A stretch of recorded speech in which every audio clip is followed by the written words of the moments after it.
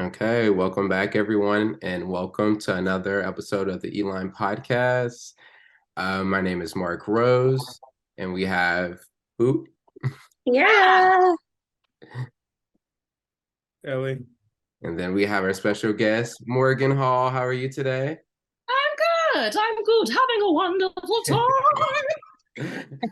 How's it going, y'all? This is like a family. We're at the cookout. It's cool. We're cool. We're cool. Totally. Yes. I like that. Look at you. You're in your element. You got a drink. What are you sipping on? Oh, this is a peach Bellini. Sponsor me. Wow. I love it. I don't know who it's by. It's by my local liquor store. Okay, you got the N for Fancy. Morgan. All right. Support your local but I do have the monogram glass, you know. Just like a tad bit fancy, a tad bit. Okay, so Morgan, you're definitely an actor and into theater, and I like that. I like what I'm sensing with your personality and your voices and everything. I love that. Thanks. It's the nerves. Not the nerves. We're here to be comfortable. We're here for you. There shouldn't be any nerves. We're family. I mean, yeah, we're family, but like it's like, you know, family with that, like, you know, it's like Thanksgiving, or if you celebrate that, or like Christmas. So I was like, I'm gonna stun on these cousins. But it's that relaxed readiness. It's like, I know that all of you three are amazing artistic entities, and like we haven't talked in our real lives forever. So I'm really excited to, like, I guess like later we'll get the like off-air version of what y'all been doing. I'm just really excited to see you guys. Like it's a relaxed readiness. It's like right when you're about to go on stage, it's like it's like if you don't have that, like you're dead. So it's a good nerve. It's a good nerve. That's good. I ain't scared, Mark. I ain't scared. Good grief. Like, it's a good grief. How about that? Yeah. See what I did there? Speaking of good grief, that was your most recent like show theater-wise, your play. It was. I know more about that. Let's talk about it. What is that about? I had the true honor of it was the Philadelphia premiere and the Pennsylvania premiere of Good Grief, which the last time it was in Rep, it was at the Vineyard Theater, and did a couple of off-Broadway workshops with the playwright Ngozi Anyanwu as the title character. So besides Ngozi Anyanwu, who wrote the script, like with her in mind, it's an semi-autobiographical play about her losing her first person. She has been the only person to play the title character N, and so like it was nice to be like the second person to like get to be able to do that, especially in her hometown, because she's also from Pennsylvania. She's not from Philadelphia, but she's a Pennsylvania native. So it was nice to bring that to life. I had the time of my life, but also it was a lot of lines. It was a lot of emotional roller coasters. But really in the best way. I did a lot of like healing personally through that play. It talks about how grief it comes in waves and stages. Sorry, there's like my phone beeping off. I don't know if y'all know, but there's a warning in Philadelphia right now. We don't have clean water. I heard about that. Yeah, so like my phone's going crazy. So pardon me, it's just the government letting us know that we ain't got no water. So yeah, real things, and art continues to get made. So yeah, Good Grief, about the highs and lows of what that means to lose your first person. And I have personally, I lost somebody that was really, really close to me.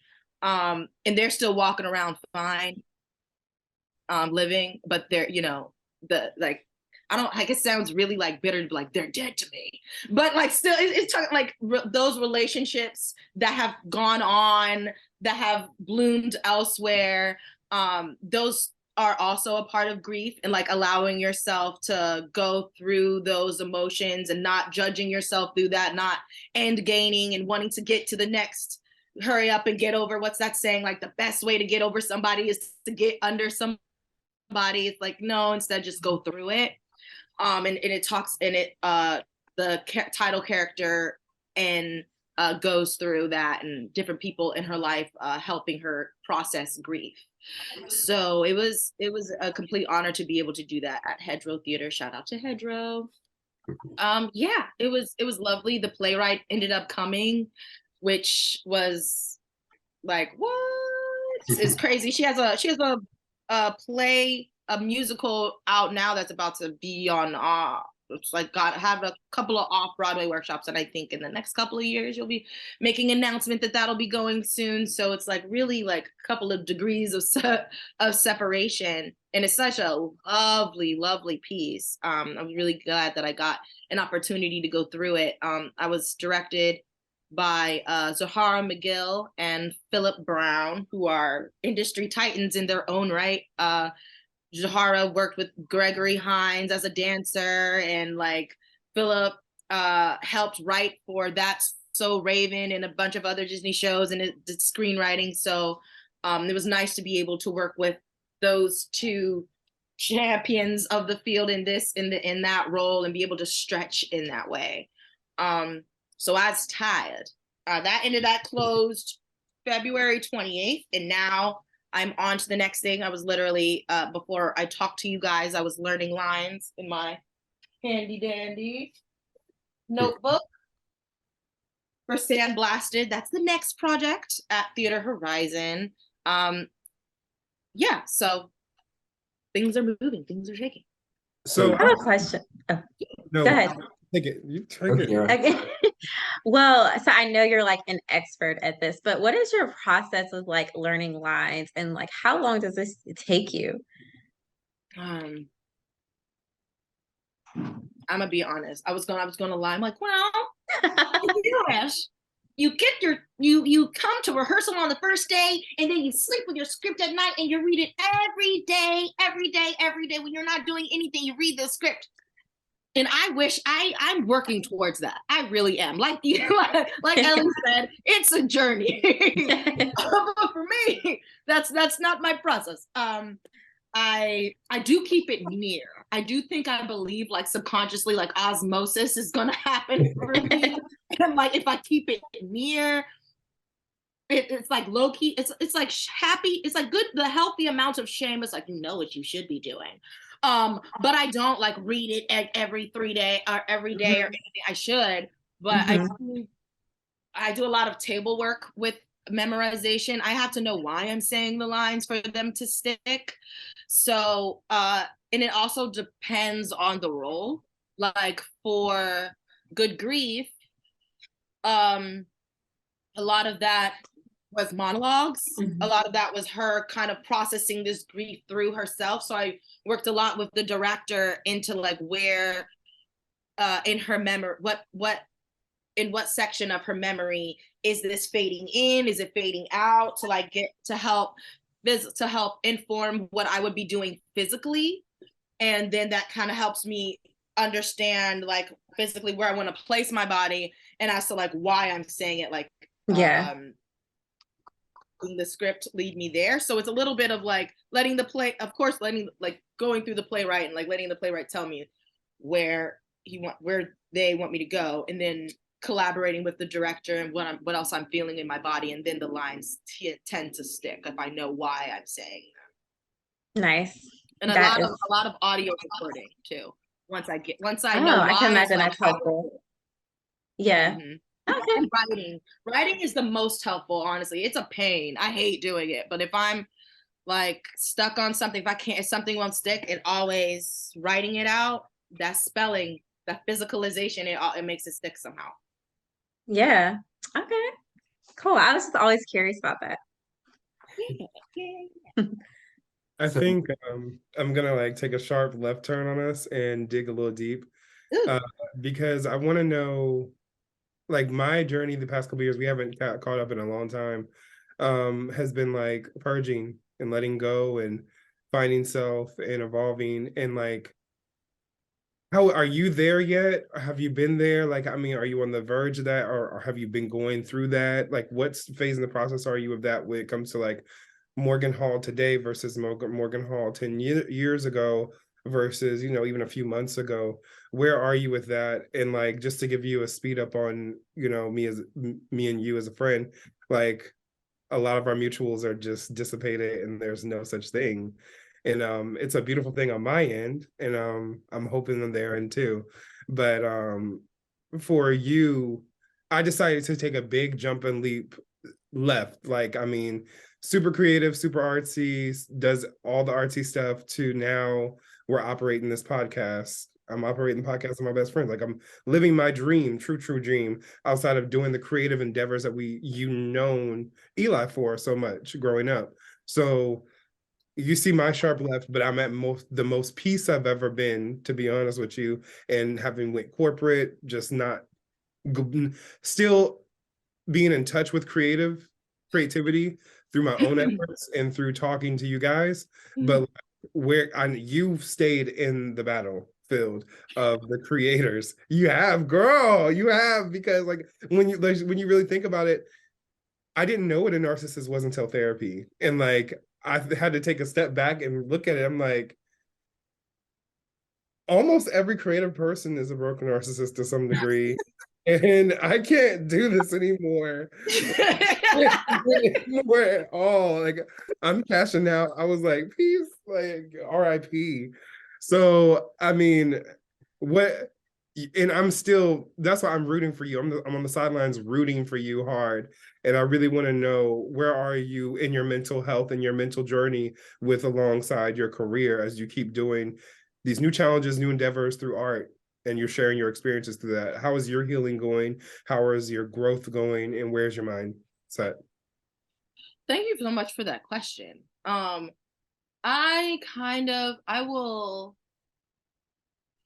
will answer that question in the way I heard it. Because I heard you asking, but also what I heard was like, how are you showing up today?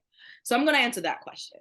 I'm showing up today as a lover, as someone who's taking it day by day, as far as like my growing process and healing process and purging process. I think to purge is something that it's a cycle. Like every few months I purge. Every few months I look around at my circle. I was like, all right, let's see, something's got to go. So I need to make space. So I don't think there's been like a final, like, all right, shout out to everybody on my friends list. No one after 11:59 p.m. tonight, half of y'all won't make the cut. I haven't had a mass purge in that way, but I have seriously adjusted the relationships I have with people and the dynamic in which I operate in those relationships. And what does that mean? I think the last time we talked, maybe months ago, I was definitely still like on the everyone can just, if I could just get everyone to just see the same thing, and everyone could just and I do still believe that like everybody really wants to be together. Like humans are meant to be together, and like divisiveness is going away from goals and heading towards it. But I've taken myself off of that hill to fight and kind of just worrying about like what I can control in my immediate circumstances, my neighbors, my family, my friends, the people whose life, my students, the people whose lives I can intimately impact, like with my hand, like within arm's length. And then I get to worry about like my following, my whatever, my whoever might see this, you know. I've been trying to focus in because as a Sagittarius, yes, I'm going there. As a Sagittarius, we're like, oh yes, everything is connected, and the moon and the stars and Joe Biden, and it's like we can see how all of it connects. And I've been really practicing discipline and like focus on what I can control in my immediate circumstances. So it's been hard, because it's hard to like see how these things can connect, but like, okay, no, I'm going to choose to put the blinders on and focus on just this thing to make this thing bloom. And then if that thing touches the great outdoors, that's great. And it eventually will, because intention reverberates out no matter what. So yeah, I've been being more intentional as far as like who I let into my life, who I don't let into my life. I've been on like a 6 months, like just kind of romantic, kind of like chill situation, which has been yielding some interesting results. People be coming out the woodworks, but that's fine too. But also that's like, dealing with doors that haven't closed yet, and like reevaluating how I left situations or not left situations, and kind of just deuced out of situations, and not necessarily like finding closure with like that person, but like for me, which has been interesting because I think Morgan maybe 6 months ago would have still felt that was super selfish and super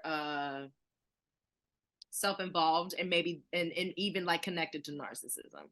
And because I've been, in the good fight, and I don't know, I think not challenged, but I think it's interesting that you say like a lot of the people that are artists are narcissists, and I'm sorry that was your experience, but I think I happily disagree. A lot of people that I've allowed myself to like be like, hey, I really like what you're doing.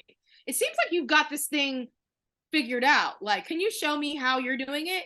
They've been very, and what I've learned is they're very balanced with like home life, family life.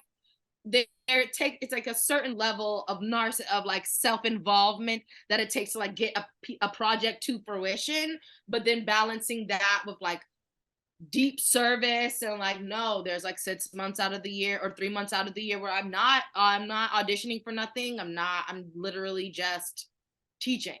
I'm taking what I've learned and I'm passing it on to the next generation. And part of that is like, okay, yeah, let me make sure that I'm doing like pat on the back, Morgan. Like I can be transparent and be like that's a part of that. But it's also service. So I think as long as there's balance, as long as you keep your eye you keep yourself on the square, you keep your eye on the 6 and the 12, like you can like be honest and have people around you that hold you accountable with love and that are cognizant of how you are best like communicated to. Also had to learn that was a hard lesson. I had a lot of people in my circle that like no matter how much I was flexible in like communicating and I was like able to shift with their communication styles, they weren't able to give that back, that reciprocity. And that took its own grieving process. Like, is it me? Like, no, it's not me. It's just like, that's just where that person is just incapable of giving that. And so now I have a choice to make. So it's a little like taking a lot of power back, taking a lot of accountability, and like working around like, oh snap, oh wait, it's me. I'm in control of. Oh, yikers! So a lot of like taking a step back, a lot of getting quiet, a lot of which has been hard. I've been like, I feel like, on this podcast, I can be honest. I'm like at the window, like, hey, I see people doing and that's like my old stuff. It's like, I want to be in the mess. I want to be where the mess is, but I can't. but nah, like I more want, that's like the immediate. And I can, and like, I think that's important, like acknowledging that, like, I'm a human. I feel jealous. I feel FOMO. I feel like I want to, I be wanting to be seen in things, but like, but what do I want that more than I want consistency, a legacy, building a name that I can be proud of, that I can stand on and not have to be like, oh yeah, that time, not that I'm not going to make any mistakes, but I want that more. I'm sorry, I'm rambling. No, you're good. No, it's like, no, you're so good. But it's like the more you're talking and how you were just mentioning like legacy, what do you want more than the other? So you teach, in my head, I'm asking myself, so you teach, you're also an artist. So in my head, I'm wondering, like, do you like one better than the other? Like, where do you see it right now in life? Where do you see yourself, I guess, in the future? Like, would you want to be acting in a long haul? Do you see yourself teaching? Oh, acting. Okay. Yeah, I mean, honestly, I'm a very, I got a lot of energy. Shawty got a lot of energy. And I think it's like focusing the energy on one project at a time, but I think I can do it all. I want to act, I want to direct, and I want to teach. Oh, wow. I want to get that fat Spike Lee check to just sit back and teach a couple of workshops at NYU, and I want to be on Broadway, and I want to be on the TV. And I think like there's nothing, and I think all of that can happen.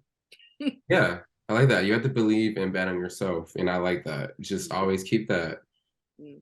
So like with acting, do you have like any specific type of like genre that you like more than the other, whether it's like comedy, drama, action? I've been in my psychological thriller bag lately. Okay. I've been in my psychological thriller bag lately, which has been really, really, really fun. And like as far as like plays goes, I love comedy. But also like comedic, like psychological thriller. Like you think it's comedy, but really it's like, oh snap. Yeah. This it was just laughing to get to the heart of the issue, and now my heart is on the floor and I'm contemplating life. Like I like things like that. I love fantasy. I love other worlds. I love like I'm was totally into the whole House of Dragon. I mean, that incest part was very, very strange. We could talk about that later. But I was here for the Black people, the seafaring people with the lock. I'm like, yes, put us with the dragons. Like what? Like come on, let's go. I want to get on back of a dragon, Daenerys. Let's go. Come on. Also, I love folklore and folklore like traditional storytelling and like I love native storytelling, and I've been doing a lot. Like I'm filling out for a couple of grants now, and I've made it to the second phase of 2. So pray for me, light your altars, or whoever you pray for, so I can go to the Dominican Republic and to Brazil and to specifically Ethiopia to learn native practices and ritual performance, because I'm also really into ritual performance. Oh wow. And mask work. I've been making masks. So yeah, I don't know. I feel like actor is a very all-encompassing word to me. Yeah. Because I think like we are all actors. Like everybody on this thing is an actor. Like right now y'all are podcast hosts, but like in 30 minutes y'all are gonna be acting doing something else. But like a more encompassing word, like I think for other people is like I'm a maker more than anything. I just like I like to make. Whether that be in the theatrical realm, whether that be I'm making a mask, whether that be I'm making a nice recipe to feed my nieces and nephews and telling them a story, I like to make. Yeah, I feel like express. I feel like you like to express yourself however you're feeling, and that comes out in many forms. So I feel like with your personality, I can tell that you just like to express, and I like that. Yeah, and sometimes it's not for a lot actually, Ellie, now that you mentioned it, like what has been the past, it's really been honestly like just creating for this. I've been making a lot of things and not sharing them. I mean, you and I've done the dance, a lot of like the perfectionist dance, and it's like, it's like I just like things. I don't want things to be off. I want them to be presented nice, and that's also like been like a cage that's been like forcing me like not create. So I've just been making a lot of things and not putting them out, making a lot of things just for the joy of making, just for like my childhood, like what would make little Morgan happy today? Oh, to paint, to make Cheerio art. Like I made some Cheerio art yesterday. I felt great. Like it's just getting back to like what would make little Morgan happy. That's been the really big like different thing that I've been doing from like 6 months ago. That's where I've been at. And so hearing that sounds good. It's good to hear someone else say that, because that's where I've been at, spending time with little Mark a lot lately, and just what he likes, getting back into those things that he kind of like I didn't realize that I was pushing away. So like you said, like the Cheerios, like with me painting like plants, like those little things, the sketching, just to like doodle, things that people make fun of you. It's like, oh, you sketch, and it's like, yeah, I make Cheerio art, and it's good because it makes me happy. Exactly. Yeah, and just standing in that, I think, because a lot of times there's a lot of energy towards like, oh, that's what you're doing. That's what you're. Oh, what are you producing? And that's like, shoddy capitalism, but really it's just like you can't have capitalism without that bitch racism. So it's like really it's like buying into those structures, which I'm not really into. I'm all so it's like balance because I still live in America. So still like fighting that voice to like produce, output. It's like no, I'm just rolling around on the floor because I feel good. And Morgan, you're like Afro Latina? Sí. Okay, well, I thought Ellie mentioned it at one point, and I was just wondering, okay, Yeah. cool. Do My you speak biological father. fluently in your language? Do you speak fluent, like Spanish? Mi español está terrible, pero yo voy tratando a mejor. Like I'm trying to get better. Trying to get better. Trying to get better. I've been more. I actually take Spanish classes like online, and I'll be meeting more with my professor more next week after I get into rehearsals and everything. Okay. And just spending more time writing. I've been writing more in Spanish, which used to be my thing back in the day. So I don't know. Maybe there'll be a short story in Spanish, but I gotta. It's really is true. If you do not use it, you will lose it. But I have been doing more of that and owning more of my culture. I feel like you would do very well, like in a whether a play or a television show, a film, like in Spanish. I feel like you would really go in with that. I feel like you would do very well. Oh my God. That like little bit that you just did. Let's go. But I need to get paid like I'm on ABC though. I don't want those Telemundo prices. I feel you. Right. I feel you on that. Oh my God. So like Morgan, like what would you say to like to the youth? Like what do you say to like for the kids that you teach? Oh my God. What do you tell them about life, your experience? Like what is something that you feel like you'll like remind them of on a constant basis? I feel like I'm like a little bit of like, okay, yeah, I'm living a little bit of like, yeah, I'm living the dream because I really get to come into classroom. So I teach in Philadelphia and Pennsylvania. That's the same state. Wow. I teach in Philadelphia and in Washington, D.C. Oh, wow.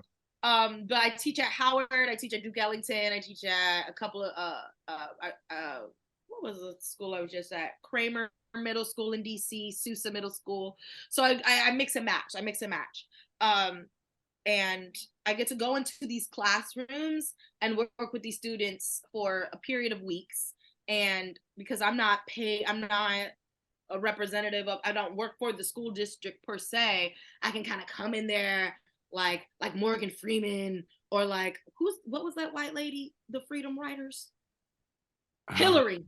We're like, all right, kids, we're gonna burn this system to the ground. What do you want to make? And the teachers are like, huh? It's like, yes, whatever you want to make, let's make it. Like a kid the other day was like, I'm dragging like Breeze Cocoa Puffs. I was like, yeah, he does. And what else does he do? He fights the police. Absolutely. And then what happens? Like igniting their excitement for their own ideas is really like, oh, it gets me so excited. Like to see, like it's okay if I'm making a fool of myself, so they can like say like, okay, yeah, I do have really cool ideas. It's like actually I'm really smart. Like actually, yeah, my idea's lit. Actually, teachers don't know everything. Cause I'm like, I be making a ton of mistakes. I'm like, actually, y'all, help me out with this. I forgot. What was I just talking about? Like, I love that I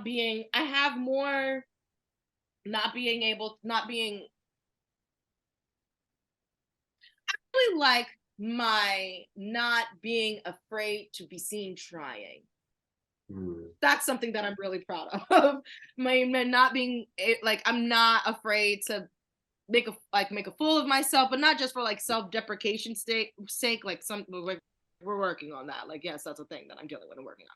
But like, I'm not afraid to be seen trying. So like, I love that I'm able to do that, and that ignites their willingness to like be silly, to throw everything to the wall, to maybe do things that like their English teacher would like low-key hate, but they're gonna do it anyway, and they're brave, and they're making choices, and they're standing and they're using their imaginations. I love that, because the school system in our country beats the imagination out of our students. And I really I go to sleep at night, and I don't know, I hope that I'm helping in a small way. So that's really what I love, to help young, and not even just young people, because I think it also, there's a weird kind of like, okay, once you hit 18, like there's no more helping you. Like I love intergenerational learning. A lot of my classrooms are intergenerational. Like we'll have 65-year-olds with 5-year-olds, and we're all making plays, and we're all learning from each other.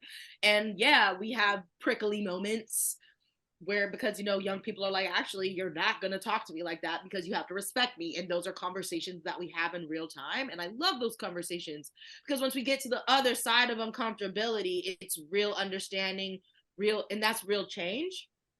So yeah, it's like doing the work. Yeah, that's beautiful. That's my TED Talk. Yes. So where do you see yourself in, like, if you could see yourself in 5 years, like, where do you see yourself while using your imagination? How about that? So please don't think too hard into it. Like, where ideally would you want to see yourself at in 5 years from now? I mean, just spitballing. I mean, I am looking like this. Some of these blackheads, not as much. My skin glowing. I'm building. I think in 5 years I'll have the financial capital to build my own company, and that'll be a touring company throughout the diaspora.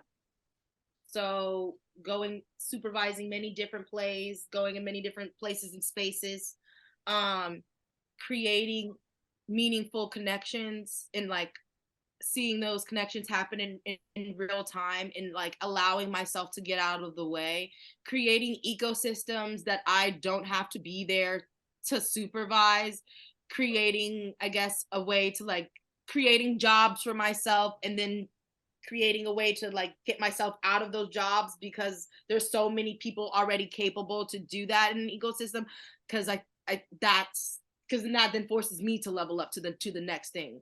So I'm excited to do that. Yeah. And acting, always acting on stages, on film, TV. Yeah. You're going to see me on your TV screen real soon. Yes, in 5 years, you're speak that into existence. You better speak it. 5 years, We will. We will. If I'm not on somebody's Broadway play, you're going to see me. Exactly. We will. We believe you. We believe you. You're going to see me. All right, Morgan, we want to thank you for like joining us today here at the Elime Podcast, for letting us get to know more about you, your acting, a little history, what you got going on. This was a really good chat, and we just want to thank you. Thank you, man. I give something to you for allowing me to be here today. Of course. This is a native Taino song that I learned from one of my elder teachers. It's originally sung in the morning, but it's a welcoming song. It's a gratitude song, and I just want to like give it to you, and you give it to others to like show my gratitude, because what y'all are doing this is the work. So thank you for making this ecosystem. And it goes a little something like this.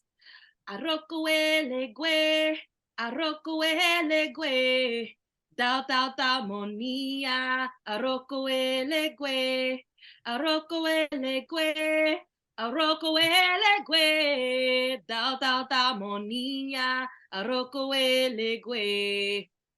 Thank you. Thank you. That was great. That was beautiful. Thank you so much. Very beautiful. Oh my gosh. I love that.